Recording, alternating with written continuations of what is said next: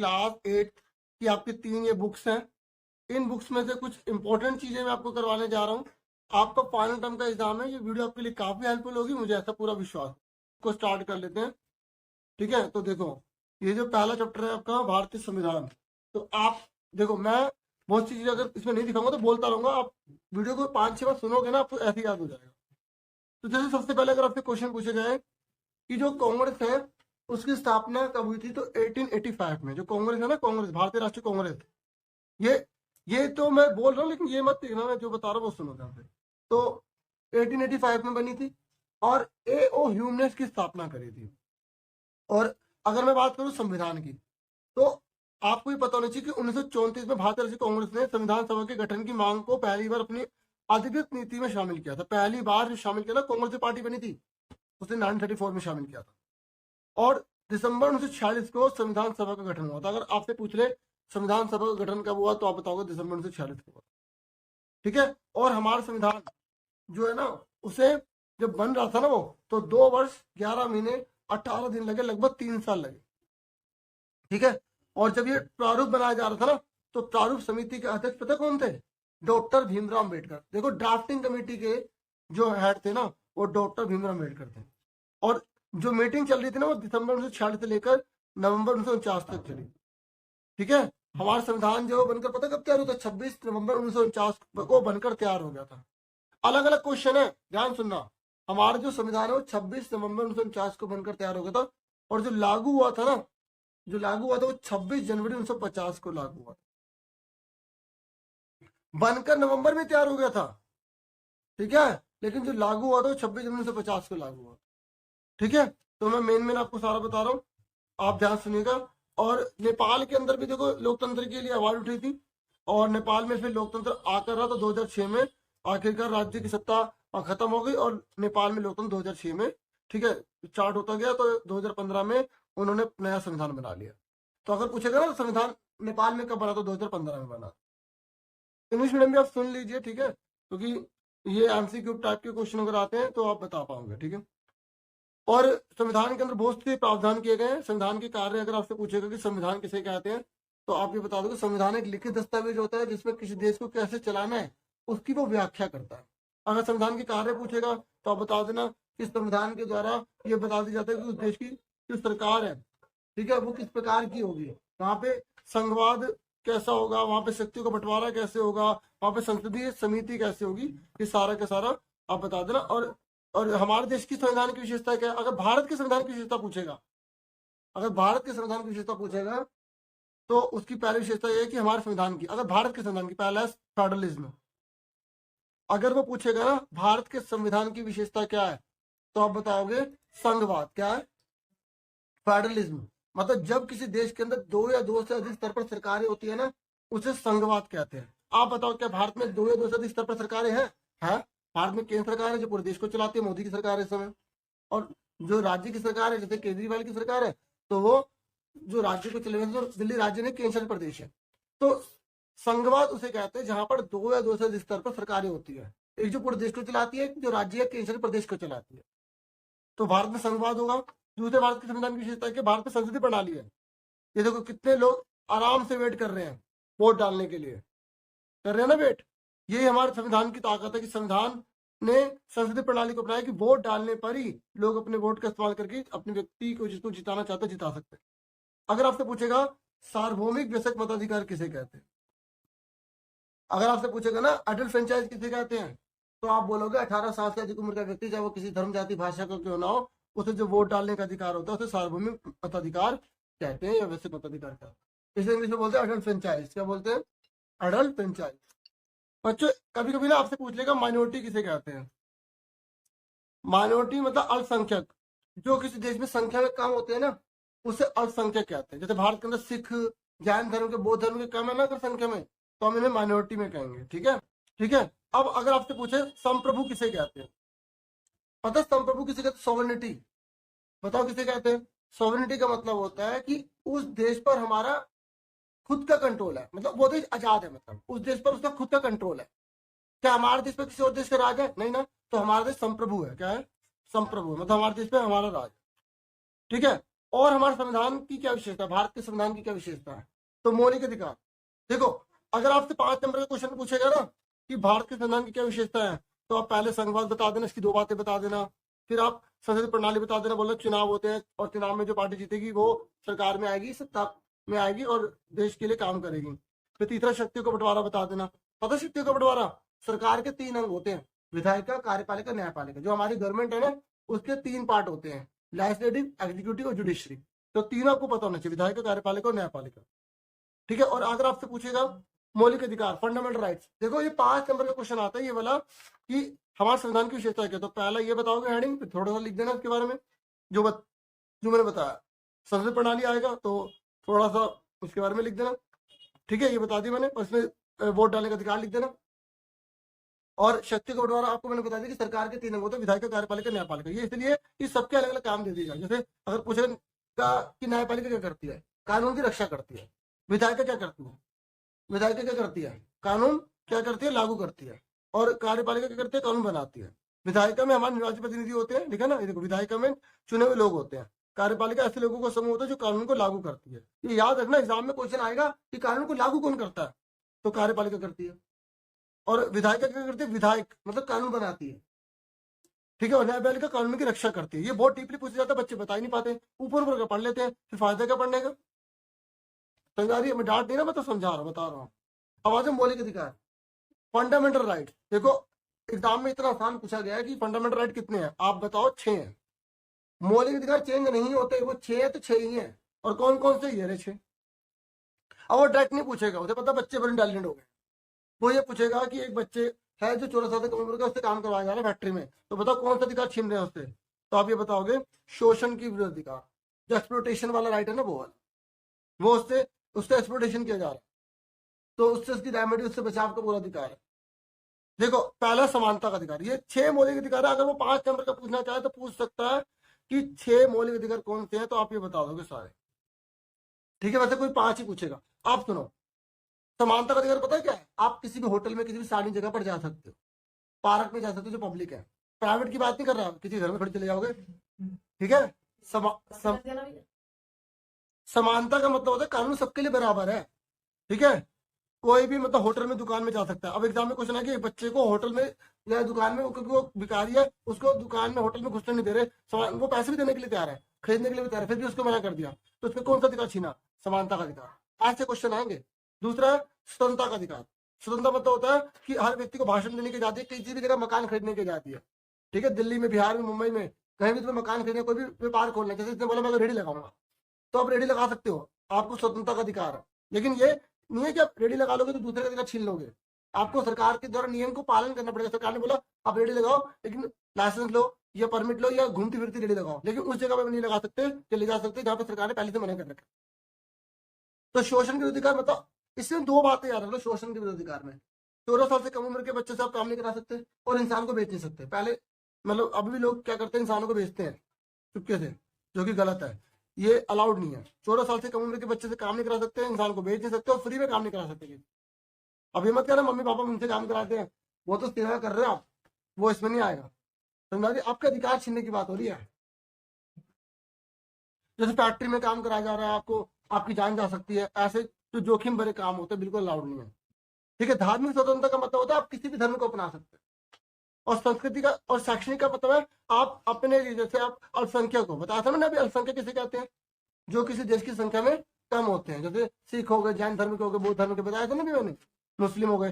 तो हो गए सांस्कृतिक और शैक्षणिक अधिकार। उनको अधिकार है कि अपने लिए स्कूल वगैरह या अपनी संस्कृति के लिए कोई संगठन बना ले, काम करे उसके ऊपर।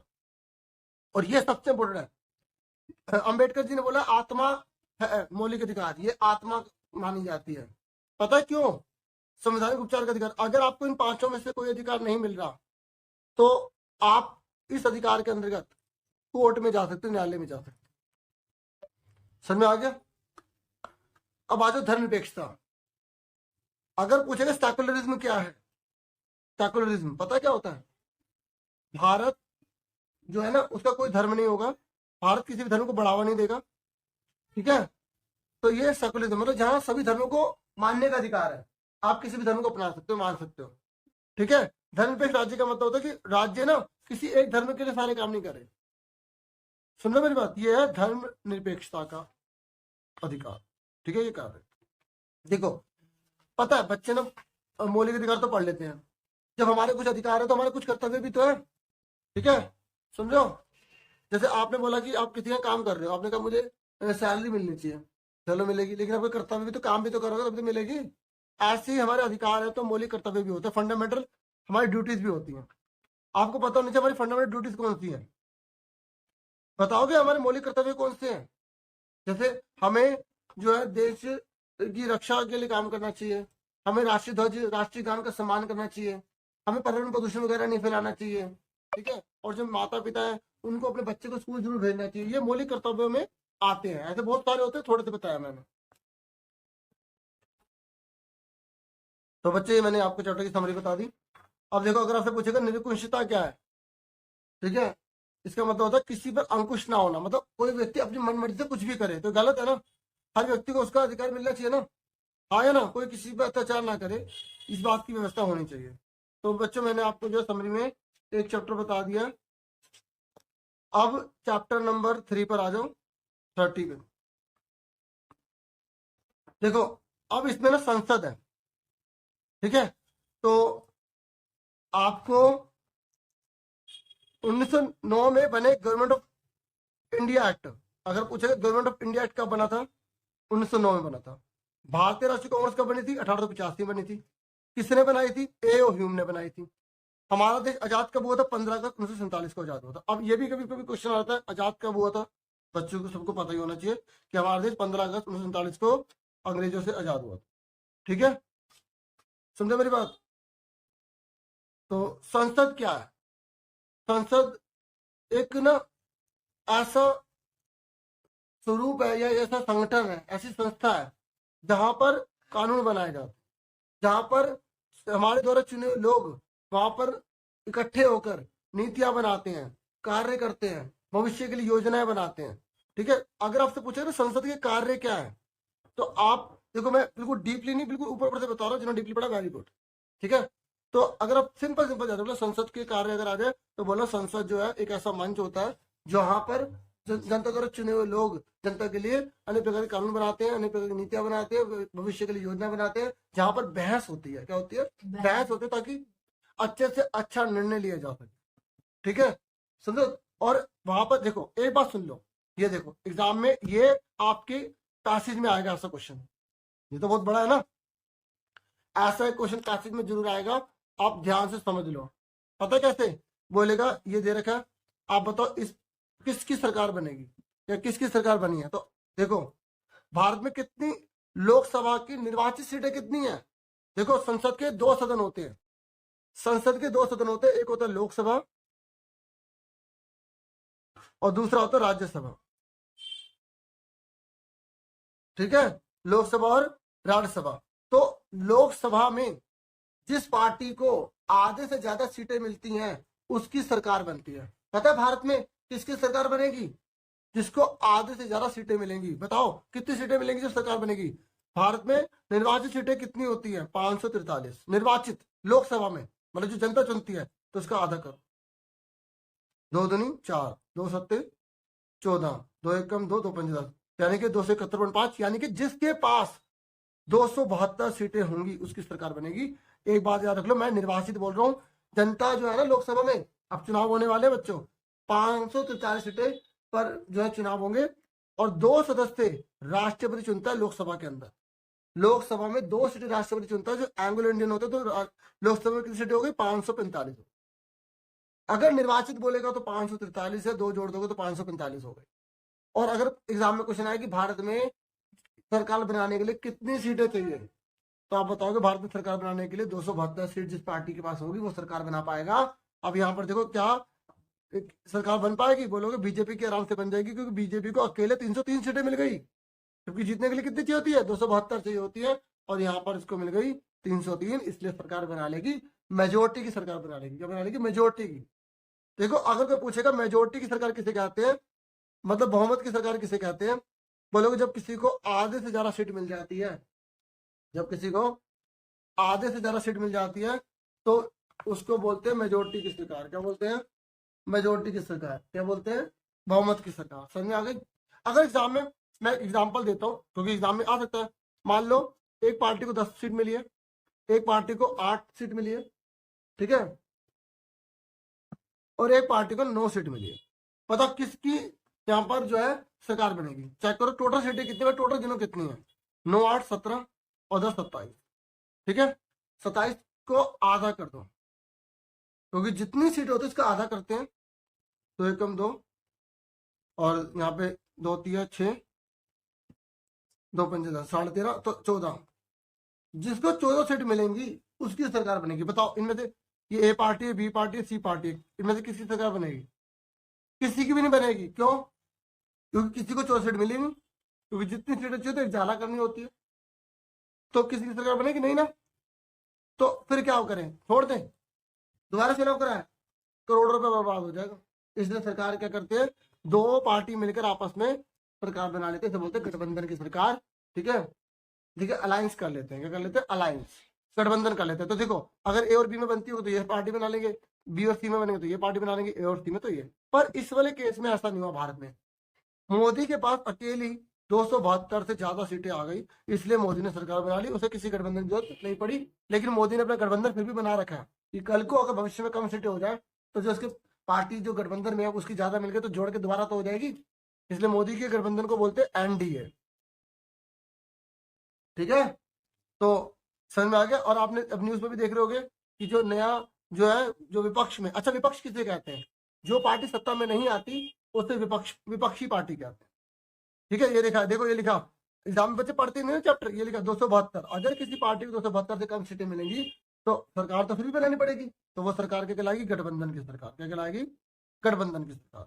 अच्छा बच्चों, आपको ये मैंने बताया कि ये भी आप देख सकते हो, ये पुराना है, देखो ये 2009 का है, देख लो। इसमें किसी को भी 272 से ज्यादा सीट नहीं मिली, मिली है? नहीं मिली ना। तो यहाँ पर कौन सरकार बनेगी? गठबंधन की सरकार बनेगी, क्योंकि इसको 206 मिली है, इसको 116 मिली है। अब ये 206 जिसके साथ मिल जाएगी अपने आप को जोड़ लेगी और 272 कर लेगी और सरकार बना लेगी। तो ऐसी सरकार को क्या बोलेंगे? गठबंधन। तो ये एग्जाम्पल किसका है? गठबंधन का है। किसका एग्जाम्पल है? गठबंधन का। और ये एग्जाम्पल किसका है? बहुमत का। तो आपसे पूछ भी लेगा कि वो बहुमत का एग्जाम्पल है या गठबंधन का एग्जाम्पल है, तो बता दोगे ना, ठीक है।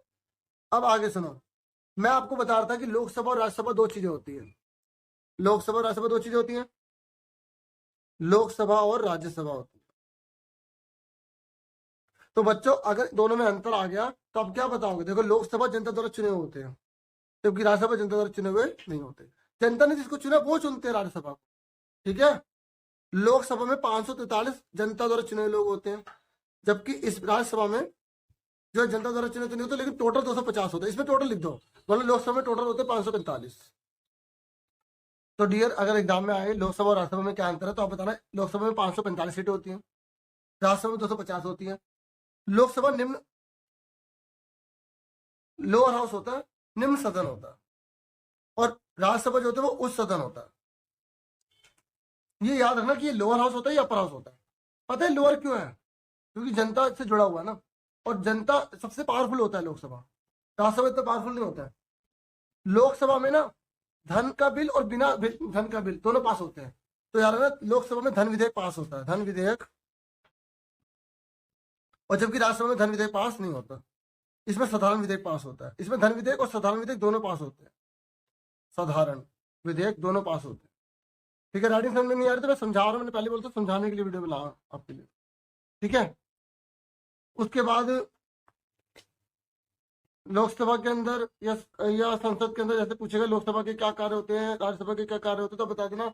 कानून बनाने में बहुत बड़ी महत्वपूर्ण भूमिका निभाते हैं, ठीक है। बहस का एक मंच होता है, ठीक है। जनता के लिए नीतियां बनाते हैं, योजनाएं बनाते हैं, ठीक है। भविष्य में हमें किन किन चीजों पर विचार करना है या कौन से कानून में संशोधन करना है, बदलाव करना है, ठीक है। उसके लिए हमें अन्य प्रकार की सुविधाएं वगैरह प्रदान करते हैं। तो देखो मैंने समरी में आपको बता दिया, ठीक है। गठबंधन आपको बता दिया मैंने क्या होता है, ठीक है। चलो अब देखो अगला चैप्टर है न्यायपालिका, ठीक है। ये चैप्टर 4 है, पेज नंबर 48 है। देखो न्यायपालिका मैंने आपको बताया ना, तीन चीज आपको बता दी, विधायिका, कार्यपालिका, न्यायपालिका। न्यायपालिका कानून की रक्षा करती है, अगर आपसे पूछेगा ना न्यायपालिका के काम क्या होते हैं तो आप बता दोगे? न्यायपालिका क्या करती है? विवादों का निपटारा करती है। न्यायपालिका न्यायिक समीक्षा करती है। न्यायपालिका कानून की रक्षा करती है, मौलिक अधिकारों का क्रियान्वयन करती है। तो ये मेन हेडिंग याद रखना कि न्यायपालिका करती क्या है, 3 काम तो याद रखना। और सुप्रीम कोर्ट भारत में कितने होते हैं? सुप्रीम कोर्ट एक ही है। अगर ये बना हुआ आएगा ना आपको लिखना पड़ेगा, सुप्रीम कोर्ट ऊपर है, फिर हाई कोर्ट है, फिर उसके बाद डिस्ट्रिक्ट कोर्ट है, ठीक है, सर्वोच्च न्यायालय। अच्छा, एक बार एग्जाम में लिखा था उच्चतर न्यायालय कितने हैं। अभी उच्चतर बच्चों को पता नहीं था, बच्चे याद रखते सुप्रीम कोर्ट या सर्वोच्च न्यायालय, उच्चतर को सुप्रीम कोर्ट ही कहा जाता है, ठीक है। और उच्च न्यायालय कितने हैं?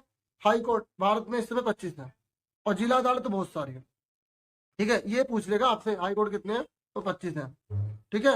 और एग्जाम में क्वेश्चन आता है क्या हमारे देश की न्यायपालिका स्वतंत्र है? बोले को स्वतंत्र है, स्वतंत्र रूप से निर्णय लेती है, और अगर केंद्र राज्य के बीच में लड़ाई हो जाती है तो स्वतंत्र न्यायपालिका ही सुलझाती है। अगर किसी का मौलिक अधिकार छीना जा रहा है तो ये न्यायपालिका ही है जो उसके मौलिक अधिकार को प्रदान करती है, ठीक है। कानून की रक्षा करने का काम न्यायपालिका ही करती है, सुन रहे मेरी बात? और ये याद रखना कि राष्ट्रपति जो होता है न्यायपालिका के जो न्यायाधीश होते हैं ना उनकी नियुक्ति करते हैं राष्ट्रपति, ठीक है। बाकी इसकी कहानी थोड़ा सा आप जरूर देख लेना, ठीक है। और अपील किसे कहते हैं? जैसे अगर किसी के खिलाफ अगर हम कोई सूचना या कोई इंफॉर्मेशन न्यायालय में भेजते हैं, वो एक तरह की अपील होती है, ठीक है। और 1995 में सर्वोच्च न्यायालय ने लक्ष्मण और उसकी माँ व भाई को बरी करने के फैसले के खिलाफ अपील दायर करी। पता है इसमें क्या था? तो माँ और भाई को पहले हाई कोर्ट ने जो है वो बरी कर दिया, फिर उसके बाद सुप्रीम कोर्ट ने उनको दोबारा से जेल में डाल दिया। तो मतलब ये है कि अंतिम फैसला किसका होगा? अंतिम फैसला जो है सुप्रीम कोर्ट का ही माना जाता है, ठीक है। सुप्रीम कोर्ट ही जो है फैसला जो लेगी उसी को फॉलो किया जाएगा। जैसे अगर आपको जिला न्यायालय, सबसे पहले अगर आप अपील दायर करोगे तो जिला न्यायालय में जाओगे, जिला न्यायालय में अगर आपको न्याय नहीं मिला तो आप हाई कोर्ट में जा सकते हो, हाई कोर्ट में नहीं मिला तो आप सुप्रीम कोर्ट में जा सकते हो। सुप्रीम कोर्ट का फैसला अंतिम फैसला होता है। अब सुनो, 2 प्रकार के कानून होते हैं भारत में। एक होता है फौजदारी कानून, ठीक है, जिसे हम बोलते हैं क्रिमिनल लॉ।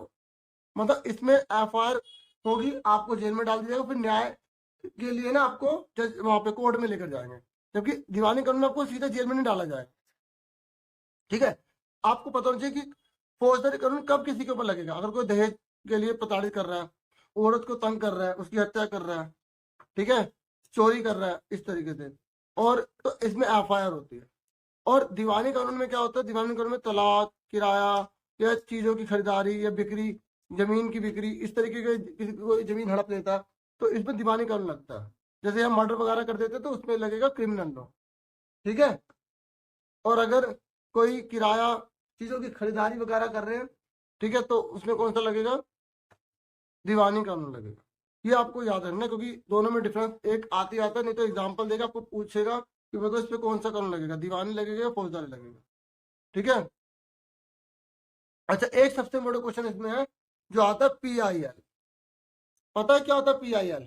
इसकी फुल फॉर्म होती है पब्लिक इंटरेस्ट लिटिगेशन, हिंदी में बोलते हैं जनहित याचिका। ये फुल फॉर्म होती है जनहित याचिका, ठीक है। सबसे पहले कौन से राज्य में आई थी पता है? ये कौन से राज्य ने की थी सबसे पहले? बिहार ने, ठीक है। बिहार में सबसे पहले इसकी शुरुआत हुई थी, और शुरुआती सालों में जनहित याचिका के माध्यम से ये लिखा टेलीग्राम वगैरह से याचिका माना जाता था, पहले करते थे। और यहाँ पर आप इसे देख लेना, बाकी मैं आपको बता दूं। और इसी के तहत मिड डे मील योजना भी आई, जो सबसे पहले तमिलनाडु में स्टार्ट हुई, मिड डे मील योजना। इसमें दोपहर का भोजन बच्चों को मिलता है, ठीक है। और ये पूरे इंडिया के अंदर है, पूरे इंडिया में लागू हुआ है मिड डे मील योजना जो है। तो पता जनहित याचिका होती क्या क्या है? ये जैसे अब गरीब लोग होते हैं वो न्यायालय में नहीं जा सकते, तो उनकी ओर से कुछ लोग जो है वो न्यायालय में अपील कर देते हैं कि ताकि जो गरीब लोग हैं उनका कल्याण हो सके। ये अब आगे आप सुन लो। डियर स्टूडेंट, एक बहुत इंपॉर्टेंट बात बता दूं कि ये जो पिक्चर दे रखी है ना, अगर आ जाए कि ये पिक्चर क्या बता रही है, तो यहाँ पर नीचे लिखा हुआ है, तो आप इसे पढ़ लेना एक बार, ठीक है। उसके बाद ये देखो, ये लिखा है अनुच्छेद 21, और ये जो अनुच्छेद 21 है ना, जीवन के अधिकार में भोजन का अधिकार शामिल किया गया अनुच्छेद 21 में, ये अगर पूछ ले तो, ठीक है। और कि ओल्गा टेलिस बनाम बंबई नगर निगम के मुकदमे में न्यायालय के एक महत्वपूर्ण फैसला दिया गया। इस फैसले में अदालत ने आजीविका के अधिकार को जीवन के अधिकार का हिस्सा बताया गया, ठीक है। मतलब हर व्यक्ति को काम करने का पूरा पूरा अधिकार है, क्योंकि अगर काम ही नहीं करेगा तो जिंदा कैसे रहेगा, ठीक है। तो अनुच्छेद 21 में ये बताया गया कि जीवन का मतलब केवल जैविक अस्तित्व बनाए रखने से कहीं ज्यादा होता है, मतलब उसे कोई भी काम करने का भी अधिकार है। ठीक है। और ये 1985 में ओल्गा टेरिस बनाम बंबई नगर निगम के मुकदमे को याद रखना, कब हुआ था? 1985 में। और एक ये कहानी पढ़ लेना। ठीक है, चलो अब हम आगे बढ़ जाते हैं। बाकी जो एक्सेस के क्वेश्चन है ना, वो भी अब सारे कर लेना। ठीक है, अब हम पढ़ रहे हैं ये इसका चैप्टर 6, हास्यकरण से निपटना। तो इसमें सबसे इंपॉर्टेंट तो यही है, अनुच्छेद 17 किससे जुड़ा हुआ है? अनुच्छेद 17 कहता है कि जो छुआछूत है ना, जो अस्पष्टता, वो खत्म कर दिया गया, अनटचेबिलिटी को खत्म कर दिया गया। और अनुच्छेद 15 किसके खिलाफ है? देखो एग्जाम में पक्का 100% आएगा दोनों में से एक। अनुच्छेद 15 में कहा गया कि भारत के किसी भी नागरिक के साथ धर्म, नस्ल, जाति, लिंग या जन्मस्थान के आधार पर भेदभाव नहीं होगा। ठीक है, इसके बारे में आप कक्षा 7 में पढ़ चुके। चलो ये याद मत रखो, इतना याद रखो मेन कि अनुच्छेद 15 में धर्म, जाति, लिंग या जन्मस्थान के आधार पर भेदभाव नहीं होगा। ठीक है, अनुच्छेद 17 किसके बारे में कि जो छुआछूत है, जो अस्पष्टता, वो खत्म किया जा चुका है। ठीक है, समझ आ गई? तो ये दोनों के दोनों एक तरह से अस्पष्टता से जुड़े हुए, छुआछूत से जुड़े हुए, आपको ये याद रखना है। और इसमें यह भी है कि अगर कोई व्यक्ति छुआछूत करता है, भेदभाव करता है, तो उसके खिलाफ मतलब केस हो सकता है, उसे दंड दिया जा सकता है। ठीक है, ये बहुत बड़ी बात बताई गई।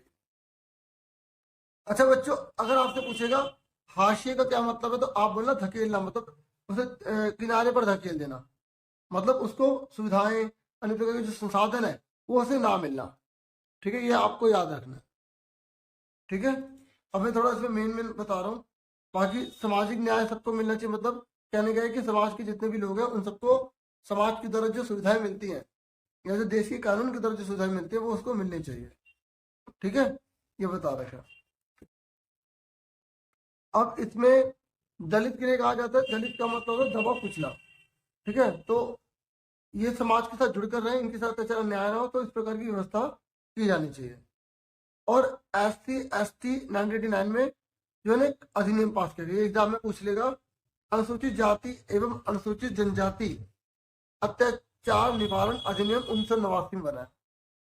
ठीक है, मतलब इसमें दलित या अन्य समुदाय की मांगों के जवाब में बनाया गया कि आपको पूरे अधिकार मिलेंगे, आप पर कोई दबाव नहीं डाला जाएगा, आपके साथ किसी प्रकार का दुर्व्यवहार नहीं किया जाएगा, ये बता रहे हैं। ठीक है, तो जैसे रत्नम की कहानी थी ना, तो उसी के बेस पर यहाँ पर बताया गया।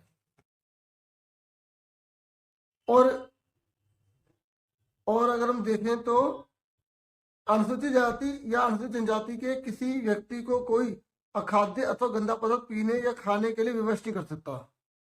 ठीक है, जैसे कानून में क्या क्या बोला गया कि कोई SC ST है ना, उससे जबरदस्ती कुछ गंदा नहीं खिलाएगा। और अनुसूचित जाति और अनुसूचित जनजाति के किसी व्यक्ति को नंगा करते हैं या उसे नंगा घुमाते हैं या उसके चेहरे अथवा देह पर रंग लगाते हैं या कोई और ऐसा कृत्य करते हैं जो मानवीय प्रतिष्ठा के अनुरूप नहीं है, तो उसके खिलाफ उसे सजा मिलेगी, अगर ऐसा वो कर रहा है। ठीक है, अगर कोई व्यक्ति अनुसूचित जाति या अनुसूचित जनजाति के किसी व्यक्ति के नाम पर आवंटित की गई जमीन या किसी इलाके या किसी खेती पर या कोई भी चीज है उस पर कब्जा करता है, तो उस पर सजा मिलेगी। इतना मतलब इन लोगों के लिए इतनी फैसिलिटी दी गई ताकि इनके साथ अत्याचार अन्याय ना हो। ठीक है, और SC ST की किसी महिला को अपमानित करने के लिए उस पर हमला करते हैं या उसके साथ कुछ भी गलत करते हैं, तो उसको बहुत ज्यादा सजा मिलेगी। तो अगर आपसे पूछे कि ये जो कानून बना है, इस कानून में क्या क्या प्रावधान है, तो आप बना के सारा कुछ लिख देना, पॉइंट्स में लिखना। देखो SST में ना अगर अच्छे नंबर लाने हैं तो आपको पॉइंट्स में लिखने पड़ेंगे, अगर टिप्पणी बोले तो उसे पैराग्राफ में लिख दो। ठीक है, तो आदिवासियों की मांगे और 1989 का अधिनियम, तो अभी भी आदिवासी बहुत सी चीजों को मांग रहे हैं। जैसे आप बता सकते हो कि वो चाहते हैं कि जिस जंगल में हम रहते हैं वो हम ही पर छोड़ दिया जाए, सरकार उस पर कब्जा ना करे, या जो उद्योगपति होते हैं वो उनके संसाधनों का प्रयोग ना करे। जैसे कई लोग क्या करते हैं, घुसपैठिए होते हैं, उनकी लकड़ियां काट देते हैं, उनके जंगल जो है अपने कब्जे में कर लेते हैं। तो ये जो इनका मानना है कि ऐसा नहीं होना चाहिए। और सबसे बड़ा क्वेश्चन है सुश्री जानू। सुश्री जानू का ये भी कहना है कि जो आदिवासी पहले ही बेदखल हो चुके हैं और जो अब वापस नहीं लौट सकते, उन्हें भी मुआवजा दिया जाना चाहिए। ये मतलब सुशील जामनू के बारे में जानना कि जिन्होंने बहुत बड़ी मात्रा में आदिवासियों के लिए काम भी करा। ठीक है, जैसे एमसीक्यू में आ जाए तो आप इनके बारे में बता देना। बाकी जो समरी वगैरह ये इसे पढ़ना, और ये जो पिक्चर है सारी देख लेना एक बार, जितने भी हैं। ठीक है,